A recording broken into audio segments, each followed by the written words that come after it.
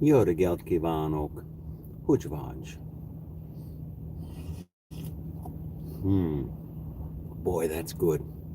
Good morning from Redondo Beach. Doesn't that roll off the tongue nicely? Redondo Beach. And, you know, this is a nice place. Redondo Beach, Manhattan Beach, Hermosa Beach, anything with the word beach in it is nice. More times than not. But anyway, it's a start of another day. I woke up this morning and lately I've just been kind of lingering in bed. I don't know why, but I've just been trying to get a full night's rest. And so I woke up this morning and I headed out to grab a bite to eat. I'm staying at an Airbnb accommodation here. It's costing me $60 a night, something like that. I've got a wonderful room. I've got my own bathroom. I've got used to the kitchen, what have you. But anyway, I headed out this morning to grab a bite to eat, and I thought that I was going to come over and work at Starbucks. And here I am at Starbucks in the parking lot, and I walked in, and there's all these young kids in there, young adults. I don't know if they're kids or adults. I guess when they're in high school, they're kids. And when they're out of high school, they're young adults. So I don't know whether I was looking at young adults or kids, but regardless, I walked in and I see all these people that are younger than me sitting at all the tables and everything and gossiping and all that kind of stuff. And I thought, what am I doing? Why am I going to sit here when I can sit in my Airbnb accommodation at a nice big kitchen table? The couple that's hosting me, a wonderful couple named Amy and Ron. Why am I going to sit here in a Starbucks with all these people that are younger than me? And I'm getting to the age where more people than not are younger than me, I think. I think that's, well, I don't know, with life expectancy getting what it is, maybe I'm kind of like, maybe there's a balance of people that are younger than me and people that are older than me. I don't quite know, but anyway, I know that every day it's going to be probably one more than the other. And so I walked in there and I thought, what am I doing in here? I could go work at home, and I thought I'm going to do that. And one more day, and I'm bound to Hawaii. And planning this trip out the way that I did is is really nice. I mean, the fact that I came to California for what is it, 6 nights? I think 5 nights, 6 nights, um, and adjust to this time difference, the 3 hours. Now Hawaii, I'm not sure the time difference between Hawaii and California. I want to say it's 3 hours also. It might be 2 or 3 hours. I'd have to look that up. But I'm only going to be there a couple nights, so as far as getting adjusted to the time there, I don't know about that. And then it's off to Brisbane on Sunday afternoon. And I was thinking about that today. That the flights, I can handle. I don't like flying, but I can handle a flight when it's during the day. I can handle, getting on a flight like I will tomorrow at 7:30 or 8:30 rather. I can handle getting on a flight at 8:30 and flying 5 hours. It's not too hard for me to kill 5 hours on a plane when it's the day. It's the overnight flights that really kill me. Those are the flights that really challenge me. Is sitting in an upright position when you're tired and you want to sleep. And so those are the flights that really challenge me. So tomorrow's flight, I'm going to download a movie, maybe the movie called Parasite that won Best Picture, and I'm going to download that and enjoy the flight tomorrow, I hope. And on Sunday, it's a 9-hour flight, much longer, but I leave at about noon. So I'll download a couple movies. Maybe the Gone with the Wind. That'll take up a good 4 or 5 hours, I think. But anyway, not too much else on my mind. I walked into this Starbucks here, and Redondo Beach, any of these cities here with the name beach in it, uh, any of these cities around here are rather affluent. And I walk into this Starbucks and I look and I see all these kids in their designer clothes and their Apple watches and all that type of stuff. And for whatever reason, I'm standing there and I'm looking at it, and I just can't get the vision of those people working in the field picking strawberries, busting their ass.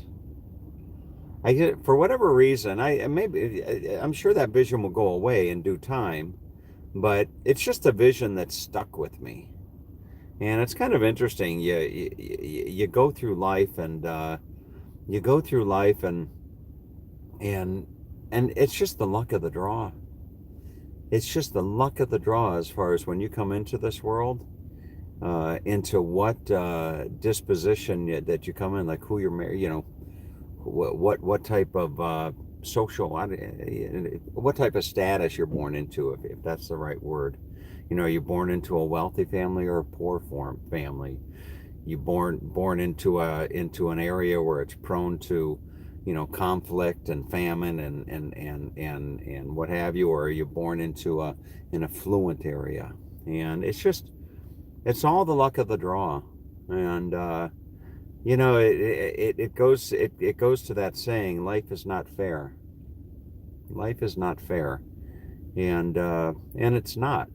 Life is not fair. But anyway, the other thing on my mind, I had an interesting experience yesterday that I'll share with you, and in sharing it with you, I'll tell you the little bit of the thought of the story that I had today. Life's crystal ball.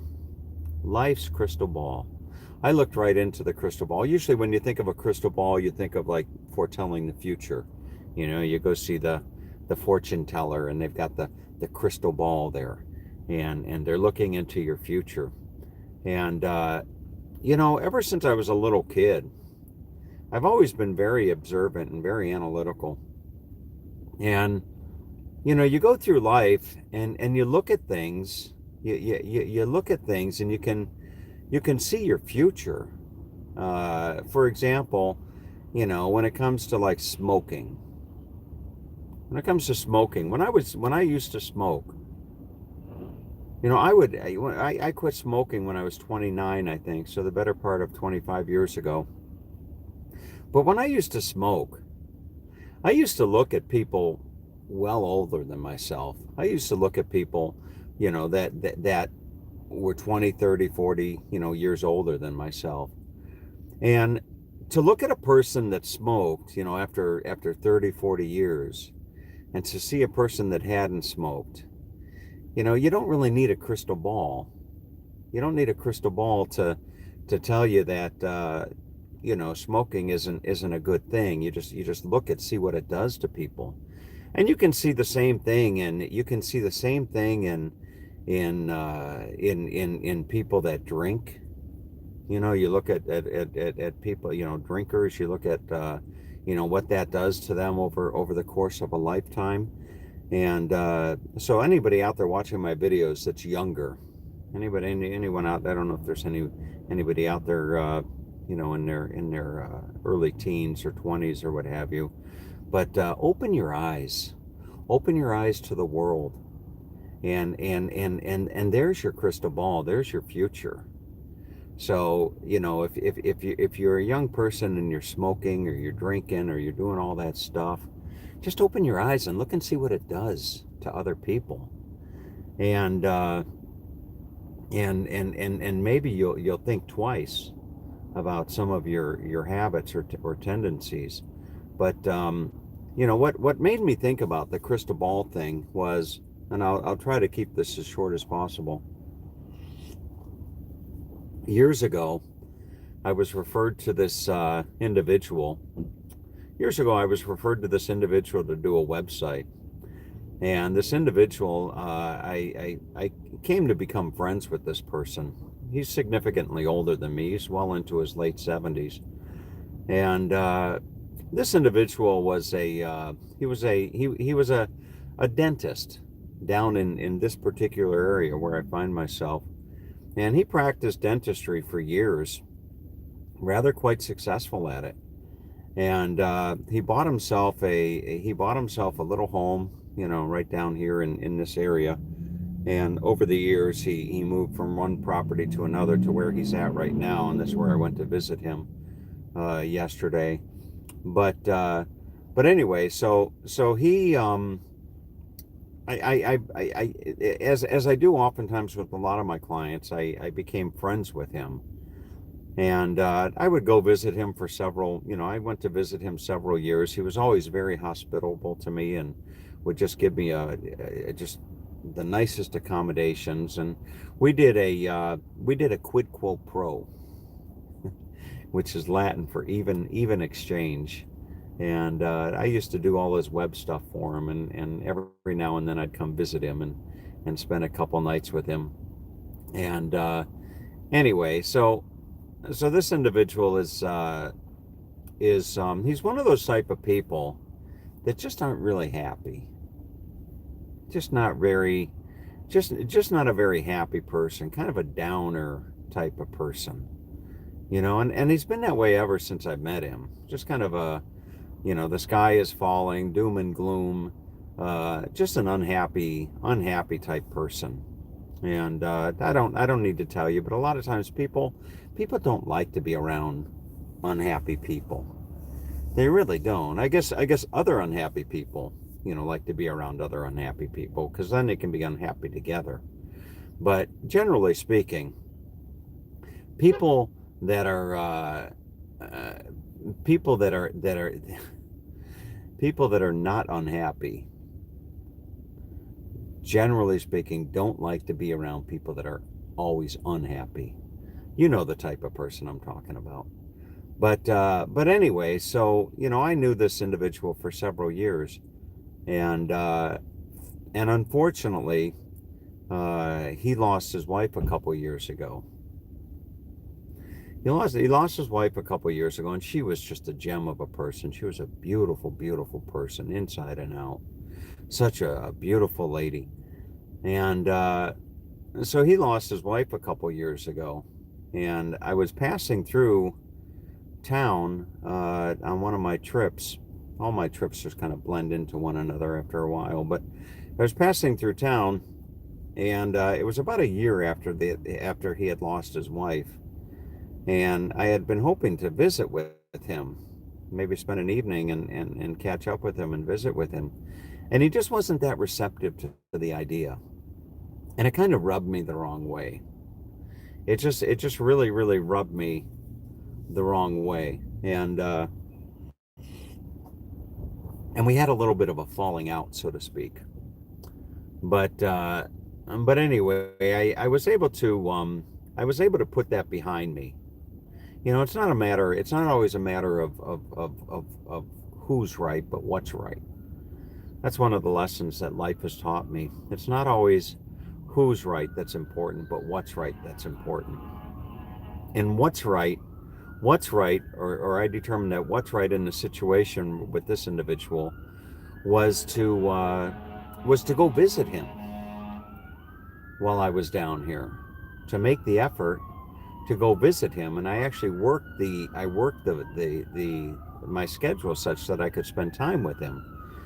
And and anyway, without going into a lot of detail, um, he kind of changed his plans at the last moment, and we weren't going to meet. But then plans changed again, and so I went to see him yesterday. And long story short, I walked in, and I've been in this house before. I've been in his house before here on the beach, and it's a beautiful oceanfront property. I mean, you're right on the beach. You just walk out your door, and you're in the sand. And God knows what the property's worth. millions. Probably, I don't know, home across the street from him, that's not on the beach, just sold for $7 million. So, his property is worth a lot of money. But the home, you walk into the home and it looks like it should have been torn down 20 years ago. It looks like it should have been remodeled 20 years ago or something like that. And he's actually remodeling it right now. He's remodeling it as we speak. He's putting in the effort right now to do some remodeling. But I walked into the house, and what I saw was sad. It was really sad. I saw a lonely, unhappy uh, old man. I mean, it wasn't a pretty scene at all. It just wasn't a pretty scene at all. And the correlation between that and what I was talking about life's crystal ball is I look at that and I say to myself, could that be me in 20 years?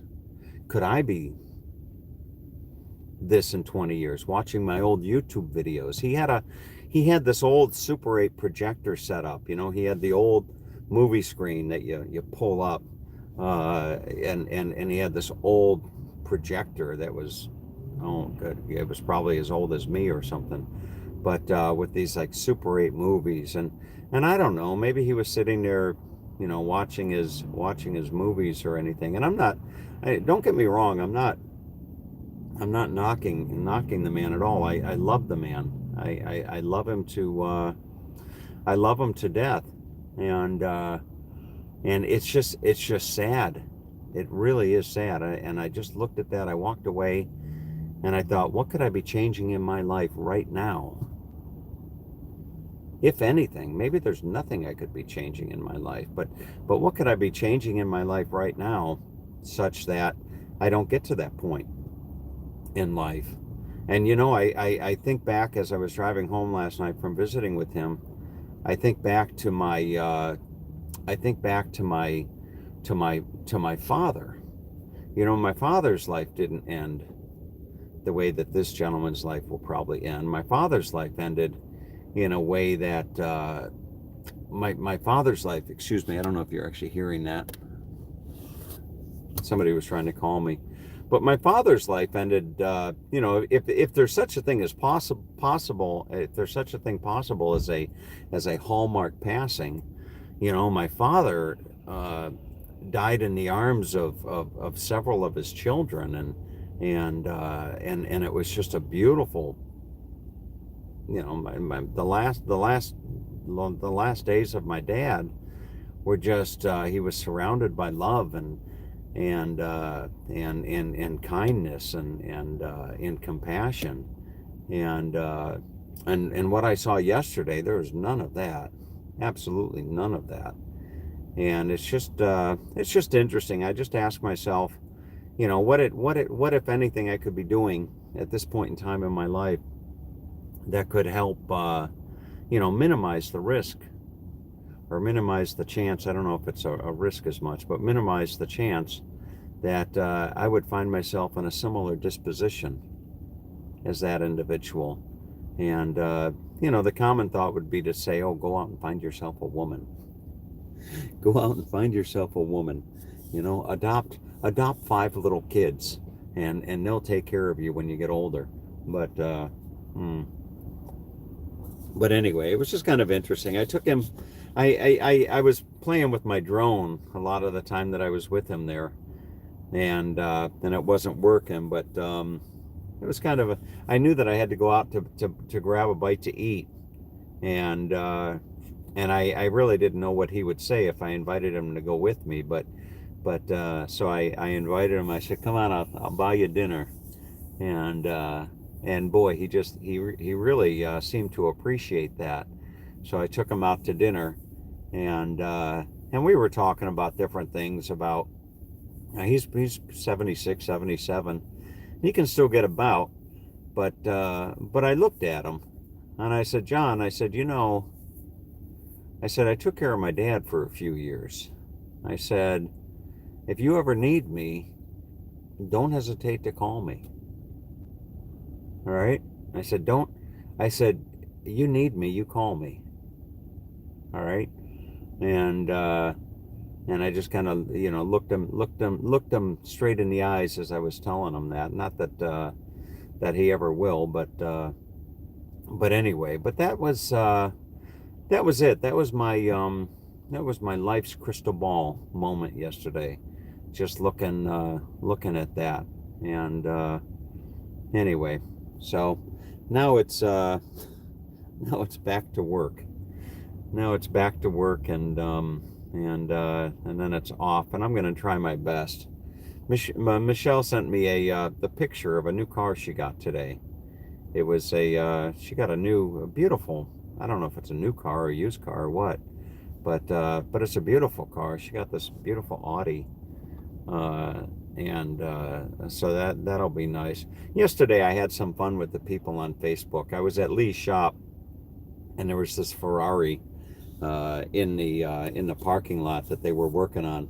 So I took a picture of this Ferrari in the parking lot, and I posted it to Facebook, and I just said, should I buy it? That's it. I just said, should I buy it? And not that I was thinking of buying it, not that I could buy it, not that I would buy it, but it was just throwing that out there, that vision out there. Ooh, Tom's thinking of buying a Ferrari.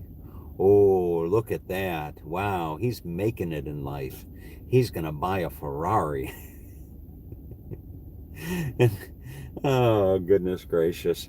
I like having fun with people. But anyway. All right, so that's about it. Everybody out there have a have a great day. Take good care.